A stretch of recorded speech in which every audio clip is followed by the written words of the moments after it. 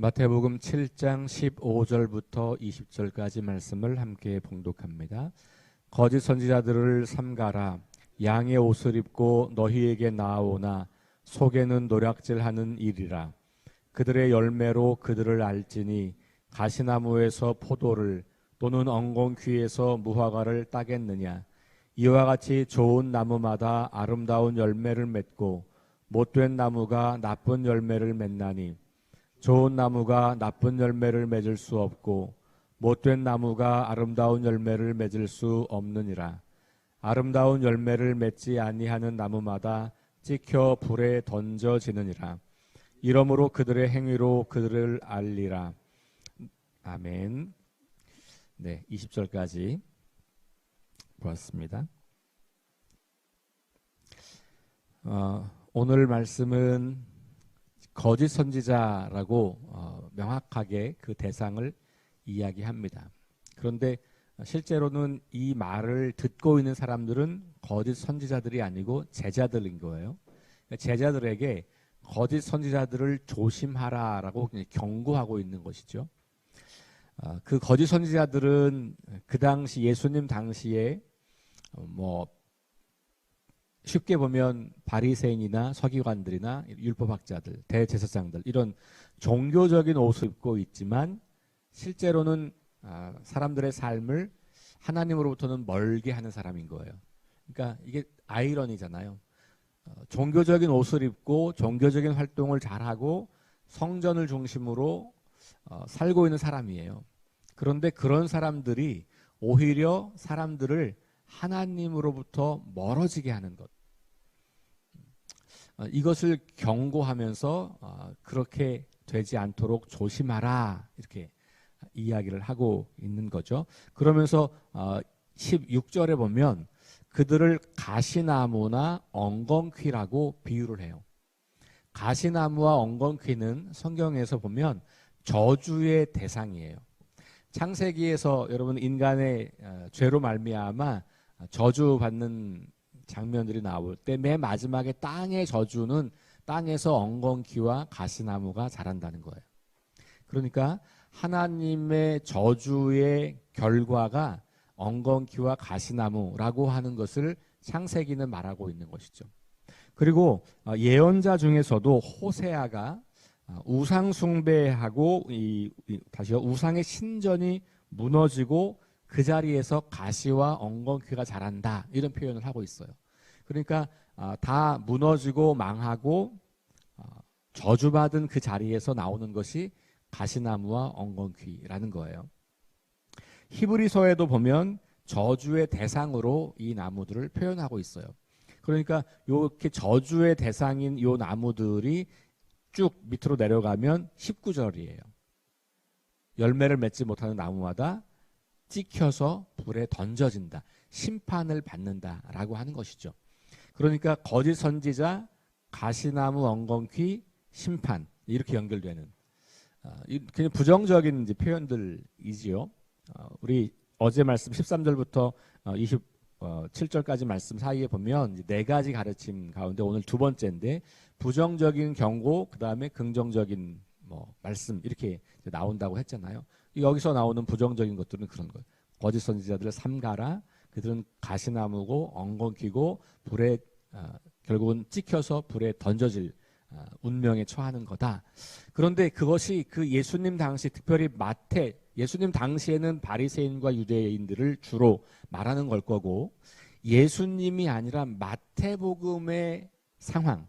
그러니까 이제 이걸 구별하는 게 되게 중요해요. 그러니까 이 말을 처음 하셨던 예수님이 하셨을 때는 예수님이 살아 계실 때 이야기잖아요.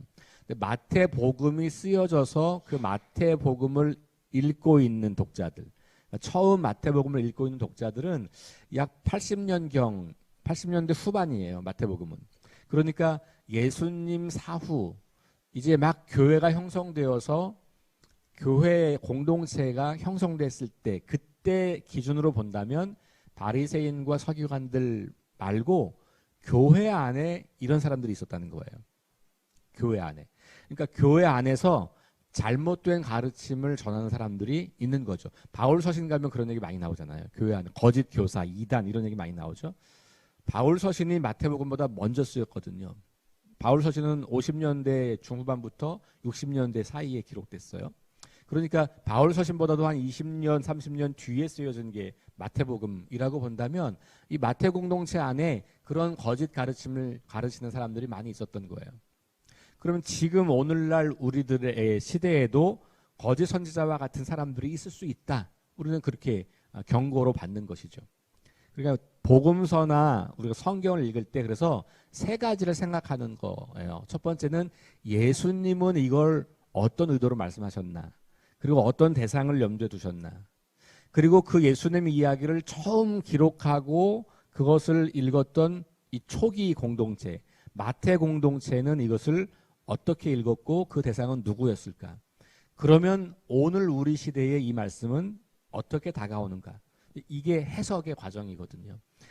이 당시 2000년 전의 이야기가 오늘 21세기 우리 시대에는 어떻게 읽히고 어떻게 적용해야 하는가, 그걸 고민하는 게 해석의 과정이에요.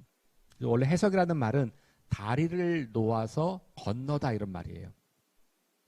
2000년 전의 세상과 지금의 세상은 너무 다르단 말이에요. 근데 그 세상과 이 세상의 다리를 놓아서 그 이야기가 오늘 우리에게도 의미 있는 것, 이게 해석이라는 말이거든요.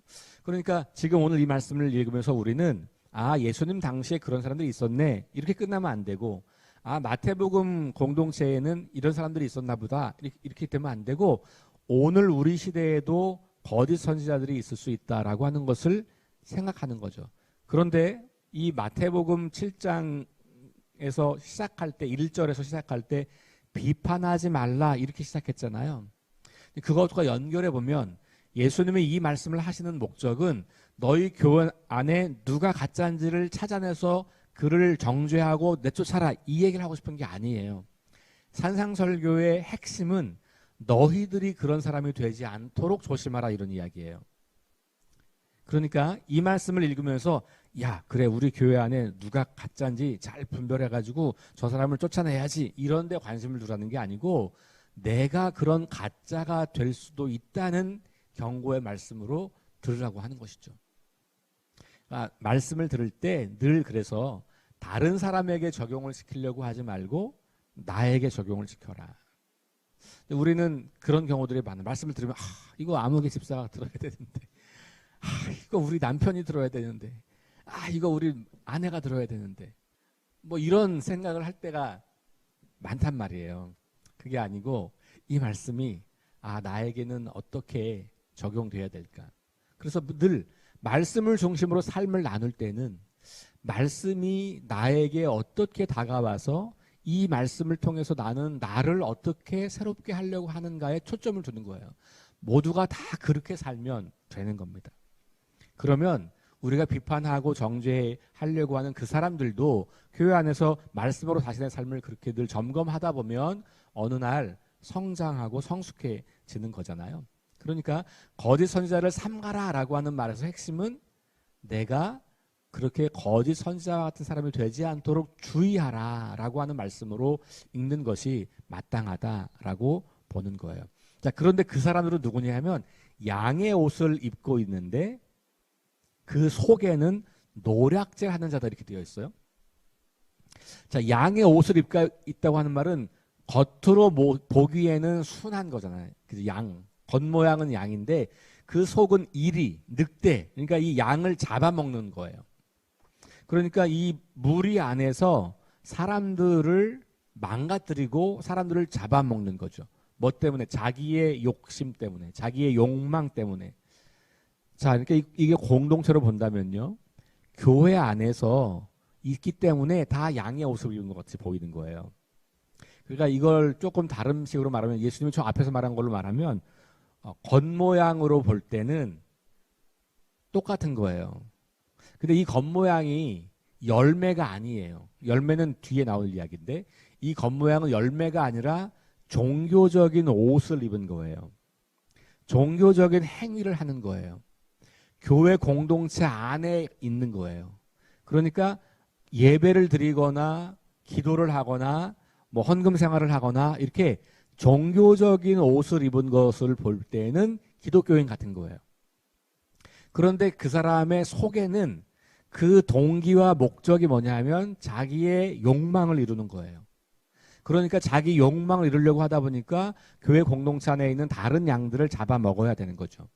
잡아먹으려고 사실은 하지 않아요. 그런데 결론적으로는 잡아먹는 결론을 얻게 돼요.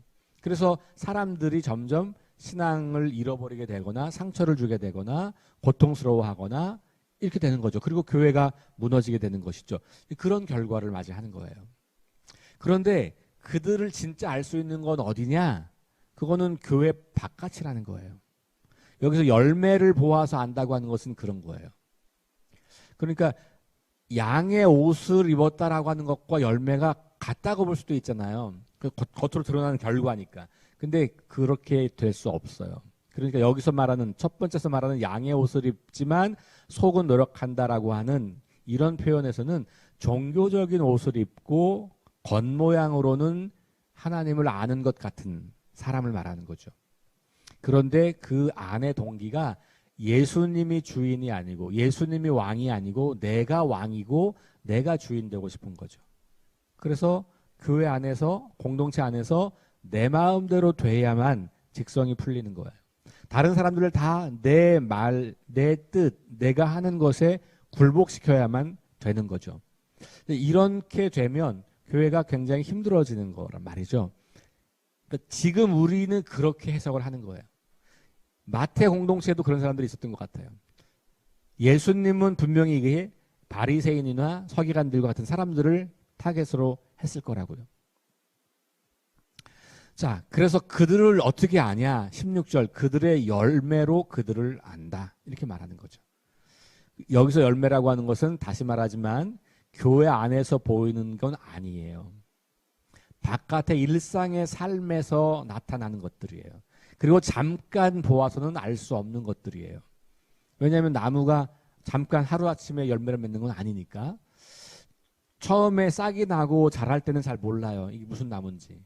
그러나 어느 정도 윤곽이 나타나고 줄기가 생기고 뭐 꽃이 피고 이러면 이제 이게 뭔지 알잖아요. 그러니까 시간이 오래 걸려요. 열매를 알아보는 것은. 그래서 그 속에 가시나무나 엉겅퀴 같은 그 씨를 가지고 있는 사람들은 시간이 지나면 결국은 그들이 이 포도가 아니었고 무화과가 아니었네. 우리한테 유익함을 주는 그런 열매가 아니었네. 그 나무가 아니었네. 결국은 우리를 망가뜨리고 우리에게 고통을 주는 그런 열매였다는 것을 나중에 되면 아는 거예요. 그래서 열매, 이것은 교회 안에서 종교적인 옷을 입고 있을 때 나타나는 모습이 아니고 우리 일상의 삶의 자리에서 나타나는 그런 삶의 열매들이다라고 보아야 한다는 것이죠. 17절, 이와 같이 좋은 나무마다 아름다운 열매를 맺고 못된 나무가 나쁜 열매를 맺는다. 결국 열매 맺는 걸 보게 되면 그 나무가 좋은 나무인지 아닌지 알 수 있다. 교회 안에서 보이는 모습으로 그가 믿음이 좋은지 안 좋은지가 나타나는 게 아니고 바깥에서, 직장에서, 가정에서, 사회생활에서, 이웃과의 관계에서 살아가는 그 삶의 흔적들을 보면 그 사람의 믿음이 어떤지를 알 수 있다라는 거예요.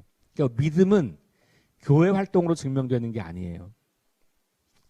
가끔 우리가 왜 갑자기 예배를 열심히 나오거나 성경 공부를 하기 시작하고 이러면 믿음 좋아졌어 이렇게 말하잖아요. 아니요. 그거는 믿음이 좋아진 거에 아니라고 말하는 것도 사실은 뭐 다 맞는 말은 아니겠지만 그것만 가지고 믿음이 좋다라고 표현하기는 사실은 섣부른 판단인 거죠. 교회 활동을 열심히 하는 것이 믿음이 좋은 게 아니에요. 그거는 믿음 생활을 이제 시작하는 거죠. 그러니까 아직 그의 열매는 나타나지 않는 거죠. 옷을 바꾼 건 맞아요. 그죠? 그런데 그 옷이 진짜로 그의 본성이 되느냐는 시간이 걸린다는 거예요. 그러니까 여러분, 영적 성숙은 하루아침에 되지 않아요. 그래서 이거는 평생에 걸쳐서 우리에게 주어지는 과제인 거거든요. 그러니까 예수님께서도 하나님의 온전하심과 같이 온전하라라고 하실 때 그 말이 며칠 있으면, 몇 달 있으면, 몇 년 있으면 된다 이렇게 생각하지 않으셨을 거라고요. 평생 죽을 때까지 우리는 하나님의 그 완전하심을 향하여 걸어가는 거고, 바울도 말한 것처럼 그리스도의 장성한 분량이 충만한 데까지 이른다라고 하는 것은 그 몇 시간의 노력, 며칠과 몇 년의 노력으로 되는 건 아니라는 걸 아는 거예요. 그러니까 우리는 그냥 평생의 과제로 계속해서 그 길을 걸어가는 것이죠.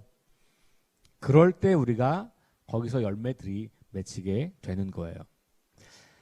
자, 19절 아름다운 열매를 맺지 아니하는 나무마다 찍혀서 불에 던져진다. 그러니까 결국 지금은 알 수 없지만 나중에 그 열매를 보면 그것으로 하나님께서 판단하신다는 거죠. 그러니까 그 열매를 보고 판단하신다는 말이니까 믿음을 보고 판단하는 말과 다른 말처럼 보이지만 어제도 말씀드렸습니다만 이 열매가 곧 믿음의 결과인 거예요. 이 믿음이 있는 것이 양의 옷을 입은 것이 실제로 내가 양이 되는 데까지 걸리는 시간이 쭉 걸리는 거고 주님께서 우리에게 그 초기의 모습이 아니라 쭉 자라고 나서 어떤 열매를 맺는지를 보고 우리를 판단하고 심판하신다는 것이니까 그 믿음이 쭉 지속되어 자라서 그 믿음의 열매를 맺었느냐를 보신다는 거죠. 그러니까 그건 믿음을 본다는 말이에요. 예수 믿을 때 처음 순간을 본다는 말이 아니죠. 사람으로 비유하면 딱 태어난 아기 상태를 보고 우리를 보시는 게 아니고 이 아기가 잘 자라서 성장해서 성숙한 어른이 되어서 능력 있는 그리스도인으로 살아가는 모습까지를 하나님 다 보신다는 거잖아요. 그러니까 나무가 자라서 열매를 맺는 것에는 시간이 필요한 것. 그러니까 우리가 이런 말씀을 들을 때 참 부담스러워요. 왜? 지금 내 모습을 보니까. 그렇죠. 저도 마찬가지예요. 제가 이렇게 설교하지만 저는 잘하기 때문에 설교하는 게 아니고 저도 설교하면서 저 스스로에게 설교하는 거예요.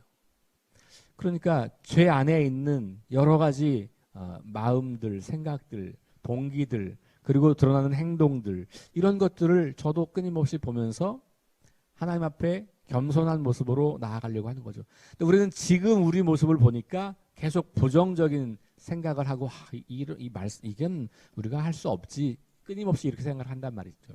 그게 아니고 지금이 아니라 앞으로 내가 주님 앞에 가게 될 때까지 나는 어떤 모습으로 성장할까 그 모습을 기대하는 거예요. 그러면서 하나님이 기뻐 받으시는 열매가 될 수 있도록 우리의 삶을 하나씩 하나씩 만들어 가는 것이죠. 자, 20절 그러므로 그들의 열매로 그들을 안다 이렇게 말씀하고 있어요. 자, 결국 오늘 이 말씀을 통해서 어제와 연결하면 넓은 문, 넓은 길로 유혹하는 사람들이 많다는 거예요.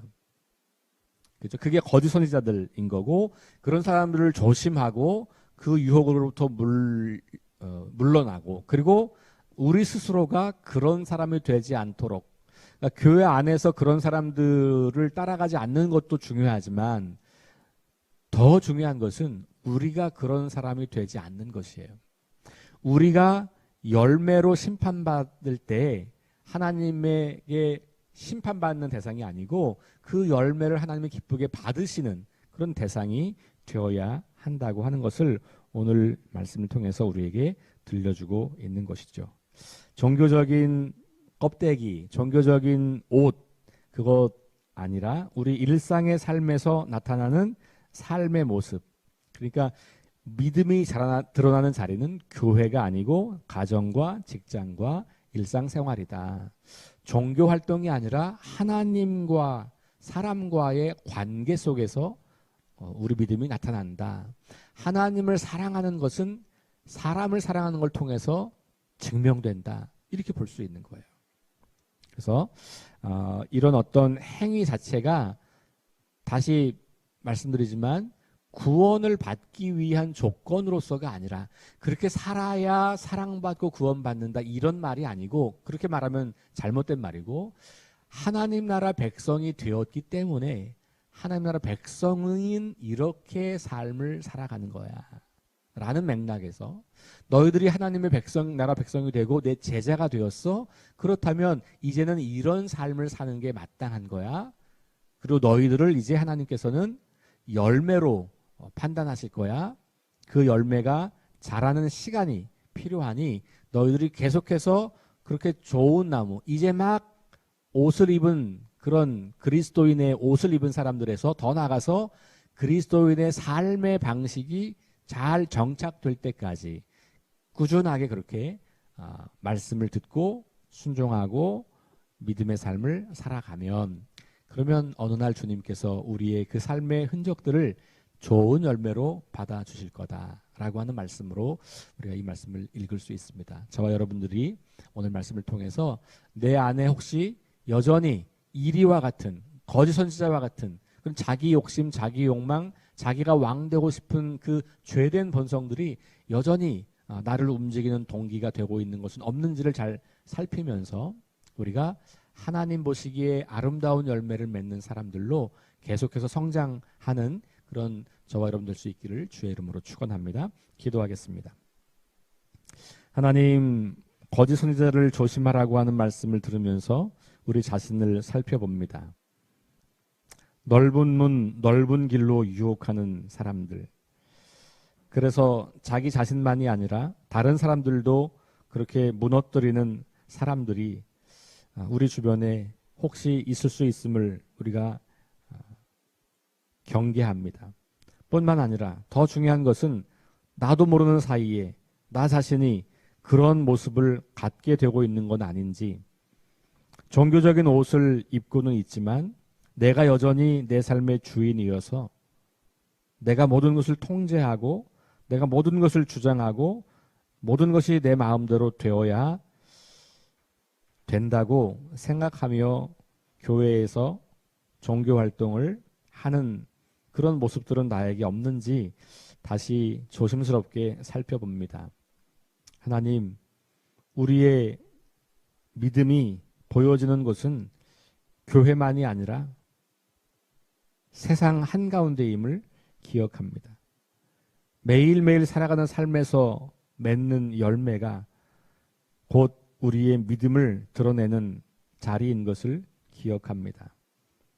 우리가 이렇게 예배를 드리고 말씀을 묵상하고 기도하는 것은 결국은 우리 일상의 삶에서 하나님 나라 백성답게 살고 그 삶의 열매로 하나님께 영광을 돌리기 위한 것임을 다시 기억합니다. 그래서 이 예배와 기도와 말씀을 읽는 것이 너무나 중요하고 가치 있고 의미 있는 일입니다. 이렇게 매일 아침 말씀을 묵상하는 우리들을 주님이 기쁘게 받으실 뿐만 아니라 그렇게 매일 말씀을 묵상하면서 일상의 삶의 자리에서 그 말씀의 열매를 주님께 올려드리는 우리를 통해서도 주님 기뻐하시고 그런 우리를 통해서 일하여 주옵소서. 예수님 이름으로 기도합니다. 아멘. 우리 함께 합심해서 기도합니다. 성령의 능력으로 하나님 나라를 증언하고 살아내게 하소서. 하나님 말씀이 기준이 되게 하소서. 질병과 연약함으로 고통당하는 사람들을 치유하여 주소서. 전쟁과 자연재해와 가난과 억압으로 고통당하는 지구촌 이웃들에게 은혜를 베푸소서. 다음 세대에게 하나님 나라 복음을 전수하게 하소서. 합심해서 기도하고 개인 기도하고 돌아갑니다.